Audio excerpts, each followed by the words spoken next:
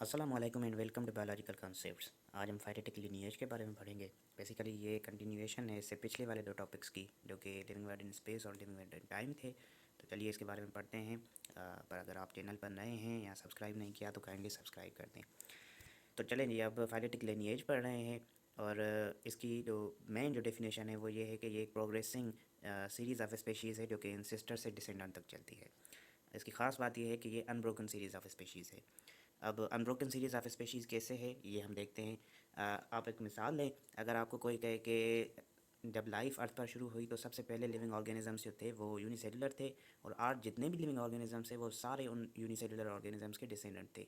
तो अगर आप इस चीज़ पर सोचें और आज के कम्प्लेक्स और एडवांस्ड ऑर्गेनिजम्स को देखें जिनके अंदर हर चीज़ का एक अलग सिस्टम मौजूद है, अगर इस चीज़ को आप रिलेट करें उन पहले वाले यूनिसेलुलर ऑर्गेनिज्म से जो कि जिनके पास एक कंप्लीट न्यूक्लियस भी नहीं, तो आपके जहन में एक सवाल तो आएगा ही, वो ये कि कैसे कैसे ऐसा मुमकिन हुआ कि एक यूनिसेलुलर ऑर्गेनिज्म जिसके पास एक न्यूक्लियस ही नहीं है, कंप्लीट न्यूक्लियस ही नहीं, उससे आज इतने सारे कॉम्प्लेक्स ऑर्गेनिजम्स जिनके पास हर एक चीज़ का एक कंप्लीट सिस्टम है, वो ऑर्गेनिजम्स उन ऑर्गेनिजम्स से कैसे वजूद में आए।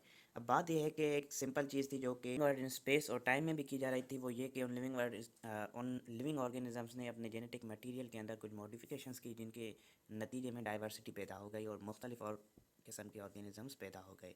अब उन ऑर्गेनिजम्स में कौन सा ऑर्गेनिज्म किस वक्त पर आया ये हम फॉसिल की स्टडी से पता करते हैं, ये आपको पता है।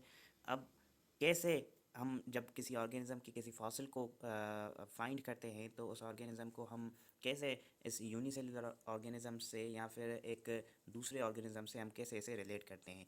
तो आज हम फाइलेटिक लिनिएज के बारे में पढ़ेंगे। चलिए हम पहले चलते हैं इस चीज़ की तरफ जो कि है जियोलॉजिकल टाइम चार्ट।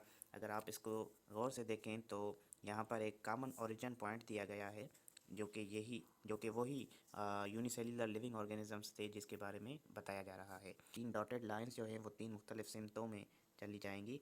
एक जो है वो प्लांट वाले पोर्शन की तरफ जाएगी, और दूसरी जो है वो एनिमल की तरफ जाएगी, और तीसरी जो है वो इन्वर्टिब्रेट्स की तरफ जाएगी। इन्वर्टिब्रेट्स भी बेसिकली एनिमल्स ही हैं। तो अगर आप इस टाइम चार्ट को फॉलो करें और अगर आप प्लांट वाले पोर्शन को फॉलो करें तो आप देखेंगे कि फंगई और एल्गी जो है वो प्रोटेरोजोइक एरा में, जो कि 2000 मिलियन ईयर्स पहले आया था, इसमें इवॉल्व हुए। और अगर इस चीज़ से डायरेक्ट अगर आप प्लांट की तरफ जाएं तो यहाँ से आपको फर्न्स मिलेंगे। मतलब ये कि फंगई और एल्गी जो है इनके बीच में हो सकता है और ऑर्गेनिजम्स आए हों, पर ये एक फंगई और एल्गी जो हैं ये एक एंसेस्टर की तरह हैं फर्न्स के लिए, जो कि प्लांट्स की शेप में हैं। तो फंगई और एल्गी जो है इनसे ये फर्न्स बनते हैं, फर्न से फिर जिम्नोस्पर्म्स, जिम्नोस्पर्म से फिर एंजियोस्पर्म्स। मतलब ये कि एक सीक्वेंस, एक जो लाइन, एक सीक्वेंस जो है वो चला आता है। पहले लिविंग ऑर्गेनिजम्स जो यूनिसेलुलर थे उनका, उसके बाद फिर फंगई और एल्गी का, उसके बाद फिर फर्न्स का, फिर जिम्नोस्पर्म्स का, और फिर एंजियोस्पर्म्स का। अब इस चीज़ को, एक लीनियर सीक्वेंस को हम कहेंगे फाइलेटिक लाइनेज, प्लांट्स की फाइलेटिक लाइनेज, जो कि species to species species to species हमें एक कड़ी देती जाएँ, एक जो है कनेक्शन देती जाएँ ऑर्गेनिजम्स के बीच में, एंसेस्टर और डिसेंडेंट्स के बीच में। अब अगर यही बात आप देखें इन्वर्टिब्रेट्स में, तो ये भी आपके कैम्ब्रियन पीरियड में स्टार्ट हुए हैं और इनकी हिस्ट्री भी सेम है जैसे ये चलते जा रहे हैं। पर इनके साथ साथ फिशेस जो हैं इन्वर्टिब्रेट्स के साथ साथ वो इवॉल्व हुई हैं, और इन फिशेस के बाद में एम्फीबियन से फिर रेप्टाइल्स, रेप्टाइल्स के बाद फिर बर्ड्स और मैमल्स इवॉल्व हुए हैं। अब ये एनिमल्स की एक फाइलेटिक लाइनेज बन गई टुवर्ड्स दी सिंपल कॉमन जो है ओरिजिन जो है लाइफ का उसकी तरफ। तो इस चीज़ को हम बेसिकली कहते हैं फाइलेटिक लाइनेज, जिसमें स्पेशीज़ या जो ऑर्गेनिजम्स हैं उनका एक complete sequence species to species या फिर ऑर्गेनिज्म या फिर जनरेशन टू जनरेशन जो है हमारे पास आता हो, इसे हम फाइलेटिक लाइनेज का नाम देते हैं।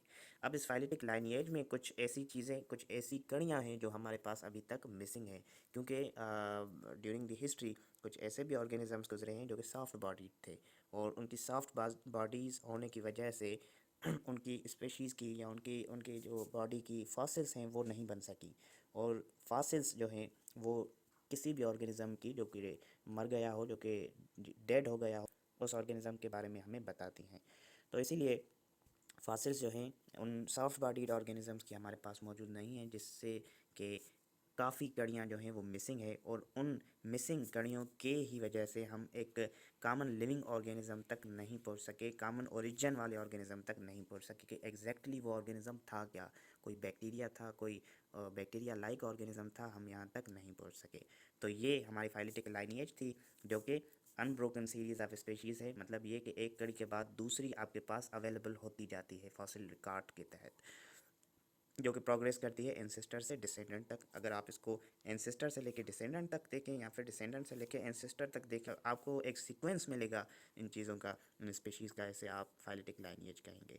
एक दूसरी बात जो कि अहम है वो ये है कि each group evolving from immediately one presiding it. आपने देखा कि कैसे फंगई और algae थे और इनमें से फर्न्स पैदा हुए, और फिर फर्न्स जो थे उनमें से जिम्नोस्पर्म्स आ गए। यही है जो यहाँ पर लिखा हुआ है कि एक ग्रुप जो है उसमें से दूसरा ग्रुप, यानी एक टाइप ऑफ ऑर्गेनिज्म के जब जेनेटिक मटेरियल में कुछ चेंजेस आए तो उसमें से दूसरे टाइप ऑफ ऑर्गेनिजम्स इवॉल्व हुए और पैदा हुए। यहाँ पर भी यही बात हो रही है कि if all missing links are discovered they may lead us to the origin of life itself। तो दिस वाज फाइलेटिक लाइनेज।